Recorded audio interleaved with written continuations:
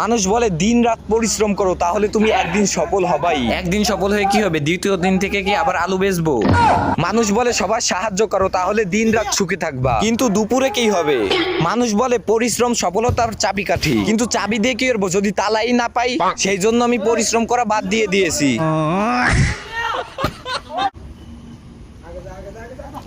খোকন ভাই